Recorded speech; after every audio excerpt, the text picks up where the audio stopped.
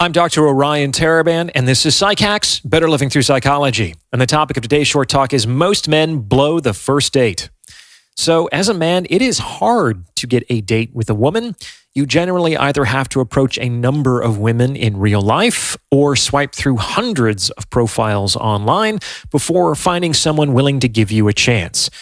Both are difficult to do and require different skill sets for success.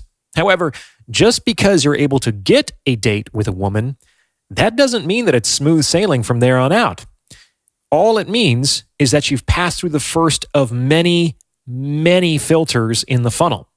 And on a date, things can go wrong in a multitude of different ways at nearly every moment. Fun. And indeed, the fact of the matter is that most men blow the first date. And I'm here to tell you why that is the case so you can prevent it from happening in the future.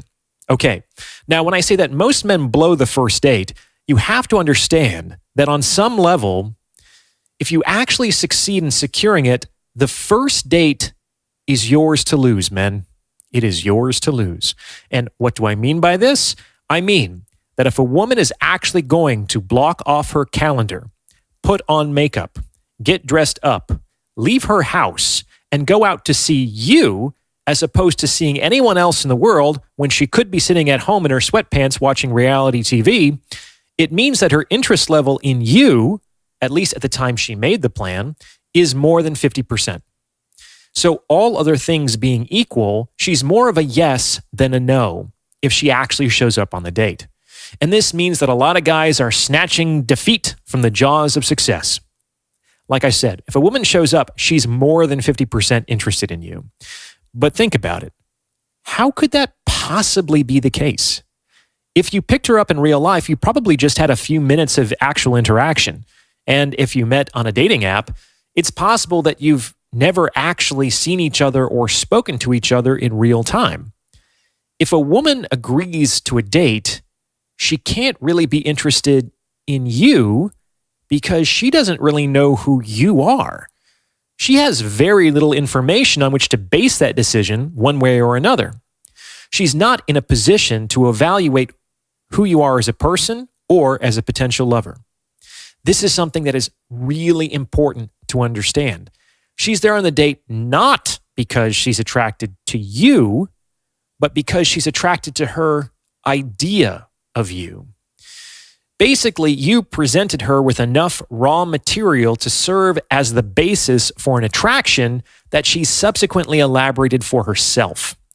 This means that she filled in the sizable gaps in her knowledge base with positive fantasies of what she would like to encounter there.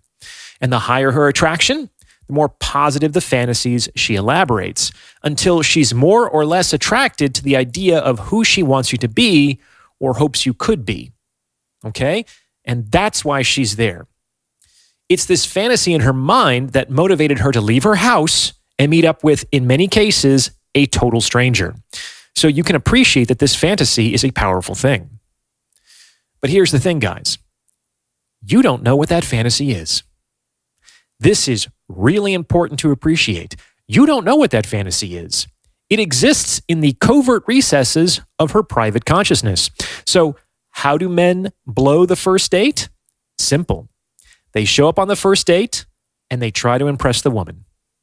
And they generally do this because a little knowledge is a dangerous thing. They do this because they watch some YouTube videos about what women want and they learned about hypergamy and they think women are attracted to money, status, and power. No problem.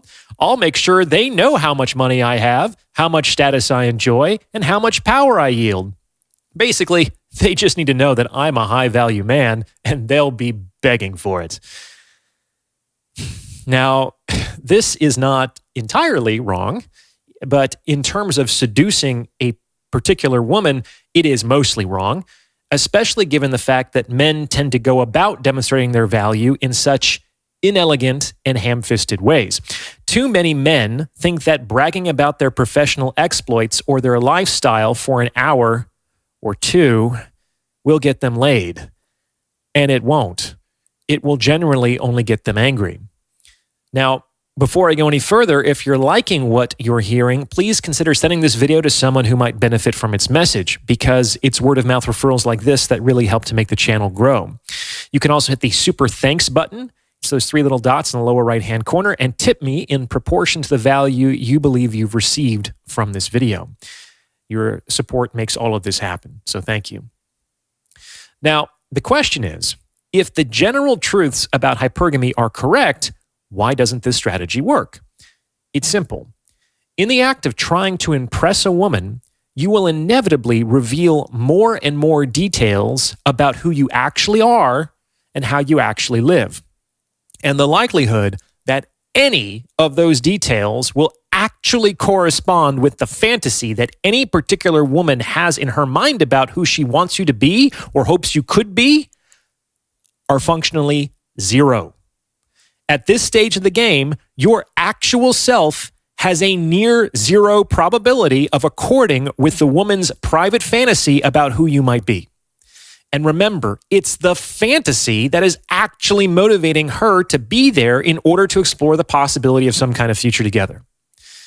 Men, you do not want to disabuse a woman of her fantasy of who you are too quickly. And every time you open your mouth, you chip away at that fantasy a little bit more with every word that you say. Most men blow the first date because they spend way too much talking about themselves. My God. On a first date, the woman should ideally be doing the vast majority of the talking. As the man, all you really need to do is to provide her with interesting, emotionally compelling prompts so that she can spend most of the time talking about herself and experiencing her own emotions. Do this, and she will not only retain her original fantasy of you, but she will also become even more attracted by associating her felt experience with you. And this is something that you have to take the lead on, men, because if you don't, the date will likely devolve into a job interview where the woman's going to ask a lot of close-ended factual questions because she doesn't really know what she's doing, and walk away feeling that you were a nice guy, but she didn't really feel anything. The woman should be talking 3 to 4 times as much as you. Every once in a while, she will ask you a question. No problem. Answer it in brief, and then another open-ended question right back at her. If you do this correctly, she's going to walk away from the encounter feeling heard, feeling listened to, and having experienced all of these different emotions inside of herself. And that's going to significantly increase the chances that she'll want to see you again. Ideally, at the end of an hour or two, when it's time to get up to leave, she's going to say, "Wow, the time just flew by, but I just talked about myself the whole time. There's still so much I don't know about you." And it's like, good, because the longer we draw this out, the more likely that the woman is going to be willing to stick around once the fantasy she has of you is inevitably shattered. But if it's broken too soon, it's not going to work. And let me just say, this isn't about tricking women. At least, not any more than women's makeup and fashion is about tricking men. Women, why don't you show up on a first date in sweatpants without wearing makeup? Because you don't want to do anything to disturb the fantasy that the man might have of you too early in the courtship process? Maybe, I don't know. Otherwise, he's probably not going to stick around long enough to want to cultivate a relationship with you, possibly. You can show him later, once he's already hooked, right? So it's like, it works both ways. But this episode is about men, and men blow the first date by talking too much about themselves in their attempts to impress the woman. What do you think? Does this fit with your own experience? Let me know in the comments below.